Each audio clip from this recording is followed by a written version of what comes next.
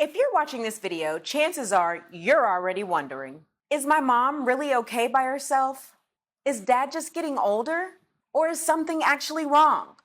And maybe every time you bring it up, they'll be like, "Oh, honey, I'm fine. I know you have a life. Don't worry about me." I've lived in this house for 40 years. I don't need you looking after me. as a family nurse practitioner who has taken care of patients in hospitals, clinics, dialysis clinics, outpatient, rehab, I can tell you something.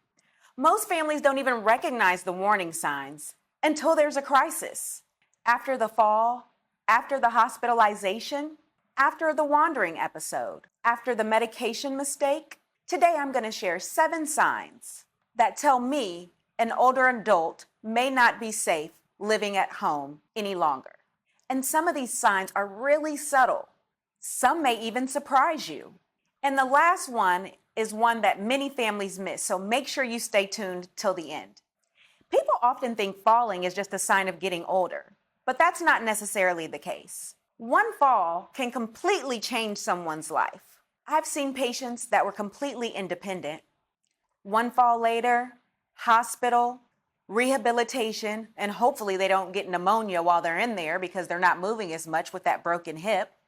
Some of these people will never gain or regain their independence again. So what I want you to watch out for is bruises that cannot be explained, things like holding on to furniture, having more than usual difficulty getting up. So it's one thing, if you gotta prepare and get those bones and joints moving, right? But it's another thing if you repeatedly need help getting up, and sometimes even with help, it's still a struggle. Because if you're not there, how are they getting up? Walking slower than normal. Again, it's one thing to be tired, or every once in a while they're just like, whoo, my legs are kind of weak. But if you notice this every time you see them, that is definitely a sign that you should keep your eye on. They even have geriatric medicine doctors that will do like a gait type test to see what risk they are for falls related to how they're walking. Many older adults won't even tell you about a fall because, they don't want to hear you fussing about it, their safety, right? And their biggest fear is they don't want to lose their independence. That means you are left with trying to recognize the clues. That means it's up to you to know these things and recognize them when you see them.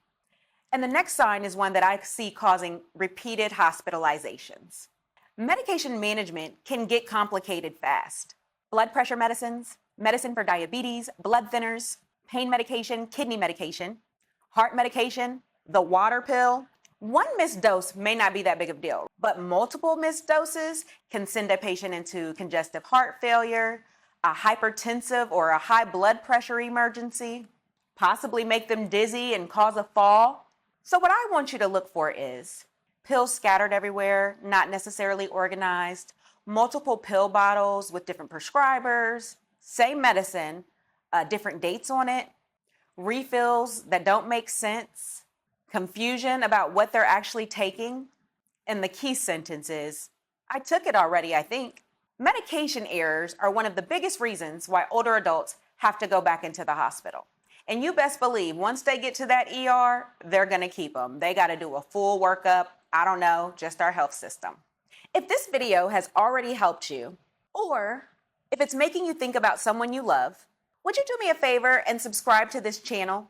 Every week I create videos on caregiving, chronic illness, advocating for aging parents, and preventing health crisis that I see every day. And if you're caring for an aging parent, I also created a free doctor's visit toolkit to help you organize some of those things, like the different doctors and medications, so that you can keep them all in one place and it's easy to pull out when you have to go to the doctor or if there's an emergency.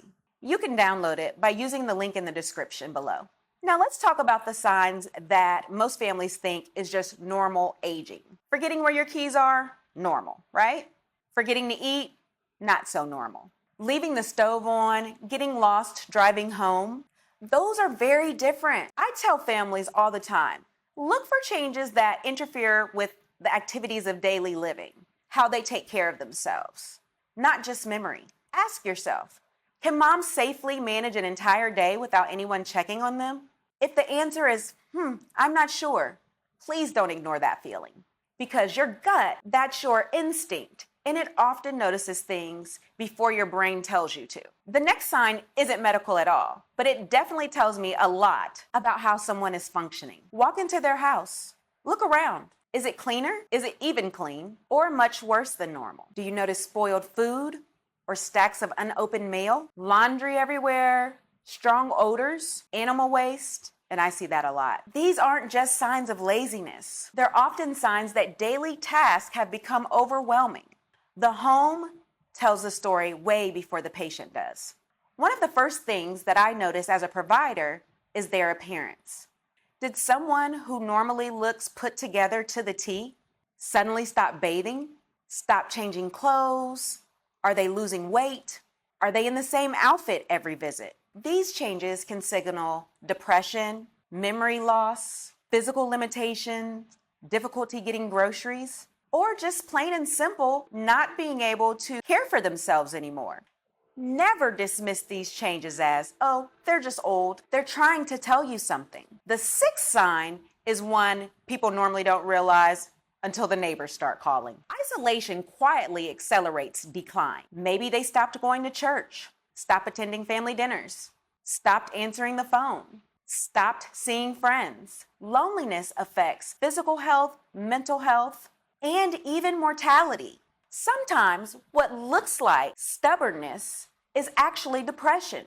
And depression in older adults often looks very different than what people expect to see. And this is the biggest sign. And honestly, it has less to do with your parent than it does your life. If you're constantly getting calls, I fell, I can't find my medicine, my electricity just got shut off, I forgot my appointment, the ambulance is here. If every week feels like another emergency, they're telling you that they need more support, not because they failed, not because you failed, but because their needs have changed, and that's okay. The goal isn't to take away independence. The goal is to preserve quality of life safely. Sometimes that may mean home health. For some, it may mean assisted living. Others may need to move in with family. And sometimes they do need skilled nursing. Every situation is different, but waiting until the next crisis usually limits your options. If you've recognized several of these signs today, I do not want you to panic. I am so glad that you took the time to watch this video because now you know some of the things that you can look for to make sure that your parent or older loved one is being safe as possible while they're living independently. You can use the things that you've learned in this video as a starter point for some of those difficult conversations. Talk with your parent's primary care provider. Schedule a comprehensive assessment, and that circles back to when I said there are specific doctors for geriatrics that specialize in those gait tests or driving tests or neurocognitive tests. And make sure you bring your siblings into the discussion early. Planning before a crisis gives your family way more options than it does if you wait until the next crisis happens. If this video was helpful, I'd love for you to subscribe and share it with someone that may also be caring for an aging loved one and could benefit from some inspiration and tips. It truly helps me continue to give evidence-based, practical content for caregivers. And don't forget to grab my free doctor visit toolkit in the description below.